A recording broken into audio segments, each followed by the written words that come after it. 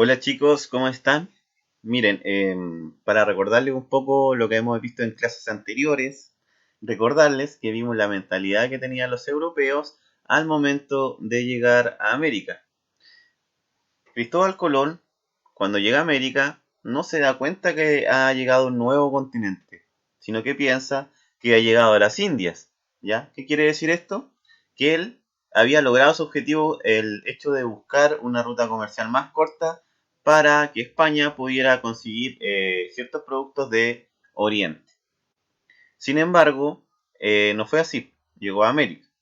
Y al llegar a América, obviamente se encuentra con los pueblos originarios que, si bien al principio quedaron impactados con la presencia de los europeos, debido a sus rasgos, a su vestimenta, a los avances tecnológicos que ellos poseían, posteriormente vieron que estos extranjeros venían a usurpar o a robar todo lo que ellos habían logrado con tanto esfuerzo. Por lo tanto, se iba a iniciar una guerra entre los pueblos originarios de América y los invasores españoles. En quinto año básico, ustedes jóvenes vieron una película que se llama Camino hacia el Dorado, y acá en la reseña dice lo siguiente.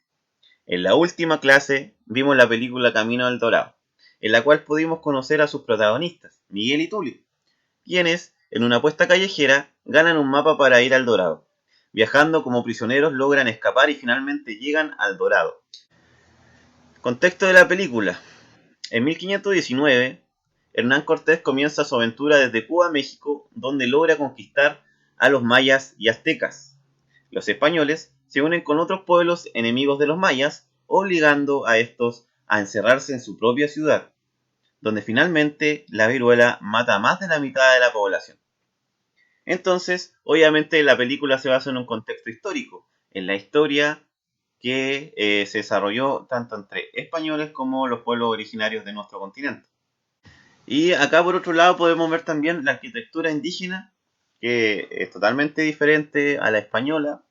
No son casas como las conocemos hoy en día, más bien se presentan templos, en este caso pirámides, y vemos que la ciudad está completamente rodeada por canales de agua. Esta es una foto de la actualidad de una de las ciudades de los aztecas y podemos ver claramente que, bueno, a pesar que ha pasado el tiempo y se ha desgastado la pintura y que se han deteriorado las estructuras, que en su conjunto representan templos. Acá podemos tener una descripción de lo que fue en alguna vez Tenochtitlán, ¿ya? Que fue una de las principales ciudades de América, una de las más grandes, y podemos ver cómo se relacionaba la vida pública de las personas. Acá hay otra imagen, un plano de Tenochtitlán, la cual podemos ver que estaba en el medio de un lago y que se llegaba a esta ciudad a través de un gran puente.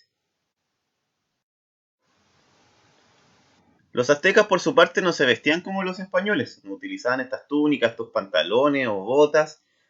Por el contrario, generalmente andaban casi desnudos, usaban muy poca ropa, aunque sí manejaban el algodón para crear o confeccionar textiles. Pero ellos utilizaban otras cosas sobre su cuerpo. Acá podemos ver los piercing, podemos ver los aros, que corresponde a joyería.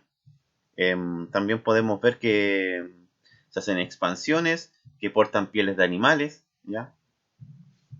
Entre otras cosas. Los españoles al recorrer América empiezan a dominar a pueblos indígenas uno por uno, de forma rápida, gracias a sus avanzadas armas y sus numerosos aliados indígenas. Entonces los españoles no solamente atacaban y vencían a los pueblos originarios, sino que los utilizaban en su ejército o como esclavos para poder ir creciendo y gobernar o conquistar a otros pueblos de nuestro continente. Otra causa que facilitó su conquista fueron todas las enfermedades que trajeron al nuevo continente, las cuales mataron a millones de indígenas. Por ejemplo, la viruela. Las armas españolas, el arcabuz, que era bastante utilizado por ellos, y la viruela, que es un arma biológica. En los textos de los mayas podemos ver cómo era representada la viruela en sus dibujos. Acá hay otro antecedente donde se ve un paciente que está enfermo y está siendo tratado, pero lamentablemente muere. Acá hay una momia que si bien no padeció viruela, esta momia tuvo la peste y como tal podemos ver las secuelas que quedaron en su piel, ¿ya? Y que testifican de cierta forma que esta persona murió de una enfermedad. Acá hay un gráfico que nos muestra que, por ejemplo, dice, colapso demográfico en México. ¿Cuántas personas, cuántos indígenas murieron en México? En el año 1518 tenemos que se presentaba una población de 25 millones de indígenas. ¿Ya? Y después vemos que a raíz de la viruela la población desciende dramáticamente. En 1532 ya no habían 25 millones de indígenas, habían aproximadamente 18. Y en el año 1545 ya teníamos 10 millones. La población había bajado a la mitad. Ya si vemos el último año que aparece en el gráfico, 1623, o sea, casi 100 años después de que se presentó la viruela en América, vemos que de 25 millones de indígenas en México bajaron a aproximadamente 2. El horror es pensar muchas veces que cuando vemos los pueblos originarios es imaginarlos o verlos como una cultura que estuvo o que existió hace mucho tiempo. Y no es así. Los pueblos originarios siguen vigentes. Han cambiado, han adoptado nuevas costumbres, se ha reducido su número, pero siguen vigentes. Bueno, y hablando de este tema, ¿qué pasó con Chile? Los españoles conquistaron México, los españoles conquistaron Centroamérica, los españoles conquistaron Sudamérica y Chile. ¿Qué pasa con Chile? Eso lo vamos a ver ahora. Recordemos que Cristóbal Colón llega a América en 1492. En el año 1536 llega el primer español a Chile, que en ese entonces no se llama Chile. En realidad no teníamos nombre y no éramos un país. En este lugar solo vivían indígenas libremente y sin preocupaciones. No tenían grandes ciudades como los incas o enormes monumentos como los mayas. Nosotros solamente teníamos la ruca, pensando obviamente en el sur. Y en el norte estaban los pucará, que eran pequeñas fortalezas o casas defensivas, pero no había ningún monumento grande así como que dijéramos, wow, qué colosal o qué inmensa esta ciudad. No, no habían ciudades. La llegada de Diego de Almagro. Diego de Almagro llega en 1535 a Chile. Fue uno de los primeros españoles que llegó a Chile. Diego de Almagro salió del Cusco, Perú, con la autorización del rey Carlos V para conquistar las tierras ubicadas al sur del actual Perú y lograr cuantiosas riquezas, cuestión que distó mucho del resultado de su expansión. O sea que, a ver, aquí hay algo muy importante. Diego de Almagro no podía llegar y venir para acá, tenía que pedir permiso, porque América era de el rey. El rey que nunca había venido a América y que nunca vino a América era el dueño.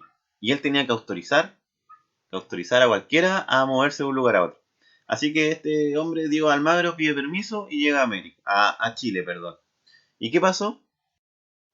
Ahí está Diego de Almagro, y todo posero.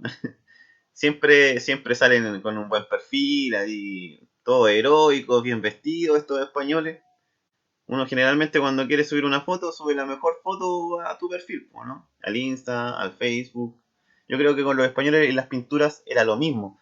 Su mejor foto, su mejor perfil. ¿Qué quería Almagro? Quería plata. Todos queremos plata, queremos dinero, queremos joya, queremos fama, queremos ser importantes.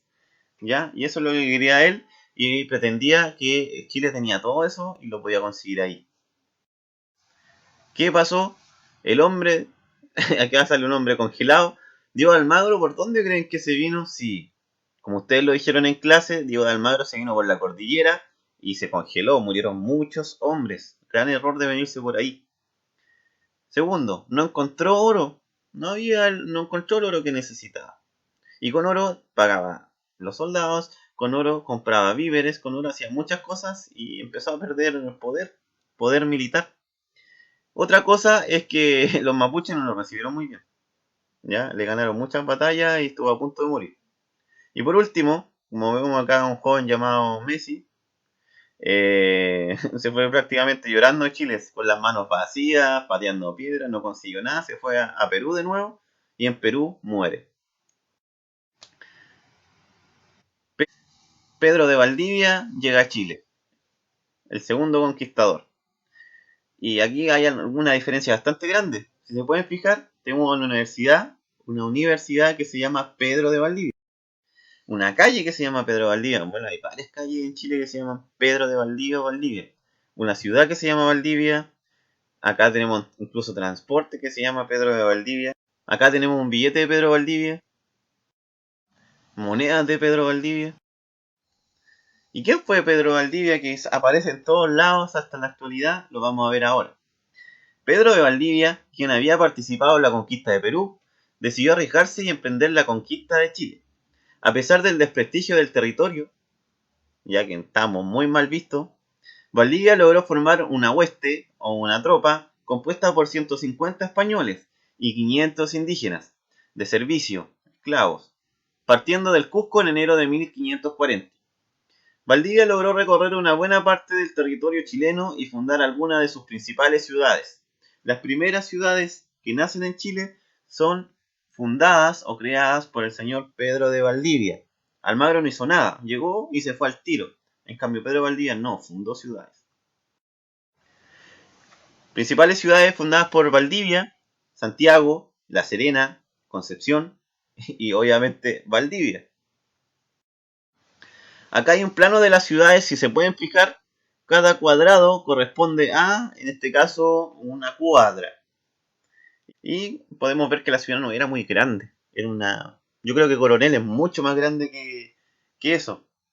Las primeras ciudades eran muy pequeñitas, pero siguen siendo ciudades. ¿Cómo era Santiago en sus inicios? Miren, ahí está el río Mapocho. Se ven que el río Mapocho es gigantesco al lado de la ciudad porque prácticamente no habían casas. Acá hay otro plano de Arauco, región del Biobío, unas pocas casas. Y también los españoles fundaron muchos fuertes que eran pequeñas fortalezas. Bueno chicos, y esto ha sido la clase de hoy. Conocimos los principales pueblos originarios de América. Vimos cómo los españoles fueron dominando a los pueblos originarios a través de las armas, a través de la alianza con otros indígenas y también a través de la enfermedad. Y por último, vimos cómo, de cierta forma, si bien al principio no pudieron conquistar Chile, el señor Pedro de Valdivia sí lo logró porque primero, él tomó otra ruta, que era la ruta por el desierto. Segundo, él logró fundar ciudades gracias a los fuertes. Y tercero, él venía mejor preparado que Diego de Almagro. ¿Ya? Toda esta materia que hemos visto es materia del año pasado, la vimos en cuarto básico también, así que espero que cualquier duda o consulta que tengan, saben dónde contactarme para aclararlo.